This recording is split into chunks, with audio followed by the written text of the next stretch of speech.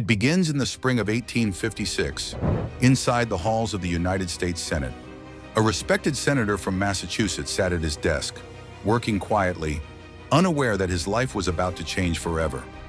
Only moments later, he would lie bloodied and broken, not by a foreign enemy or an assassin in the shadows, but by one of his own countrymen, a fellow congressman, armed not with a gun, but with a cane. That single act of violence didn't just scar one man. It scarred a nation. It revealed that the United States, already deeply divided, was heading down a path where words would no longer be enough and where bloodshed seemed inevitable.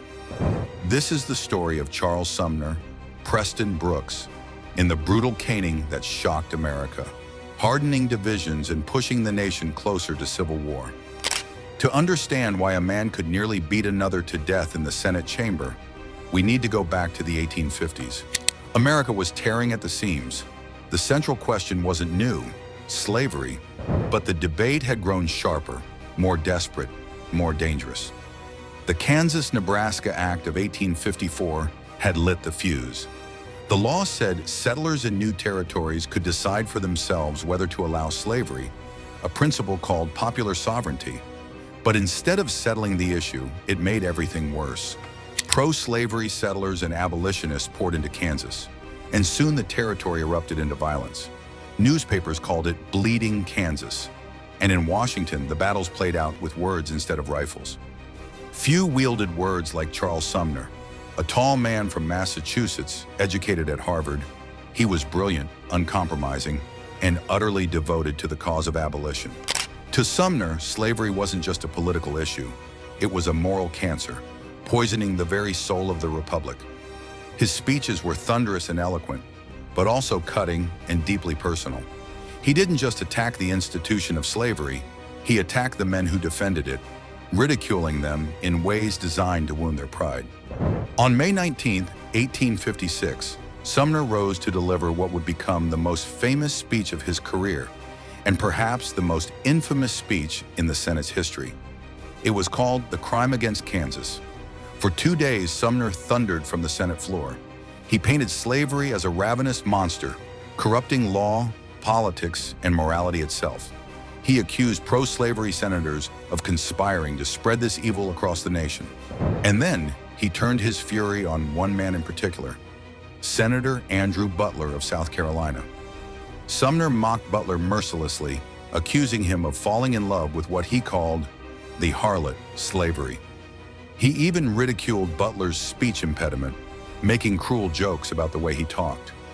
In Northern political culture, this was fiery rhetoric.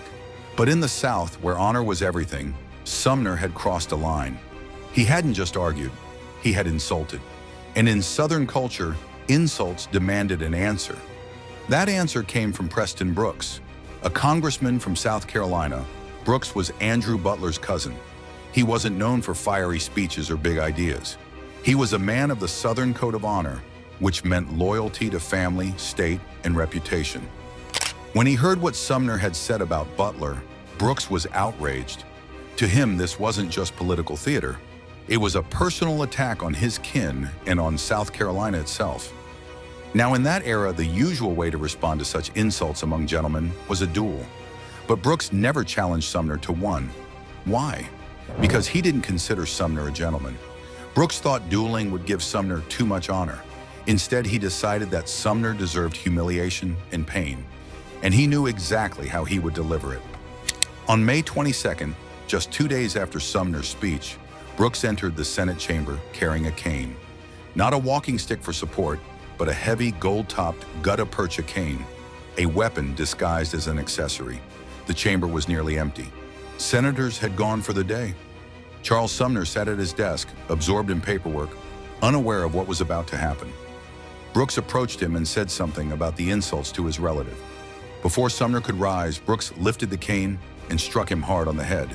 The blows came fast and brutal. Sumner tried to get up, but his desk was bolted to the floor. He was trapped. With desperation, he clawed at the desk until he tore it free, stumbling blindly down the aisle as Brooks rained strike after strike. Witnesses recalled the sound of the cane splitting against Sumner's skull. The force was so great that the cane itself eventually shattered, splintering into pieces as Brooks kept hitting. Blood poured down Sumner's face. He collapsed unconscious, beaten nearly to death in the very chamber of American democracy. The attack was over in moments, but its shockwaves would last for years. Senators and congressmen rushed in, horrified. Some tried to intervene, while others stood frozen, stunned at what they had just witnessed. Charles Sumner was carried away, bloodied and broken. Preston Brooks calmly walked out. The nation's reaction split sharply along the same lines that already divided it. In the North, outrage erupted. Newspapers described the brutality in detail, publishing engravings that showed Brooks towering over Sumner, striking again and again. Abolitionists pointed to the attack as proof of slavery's violence, that those who defended the institution could not win arguments with words, only with weapons. Sumner's empty chair in the Senate became a symbol, a haunting reminder of what had happened and of the price of opposing slavery. But in the South, the story was entirely different. Brooks was hailed as a hero.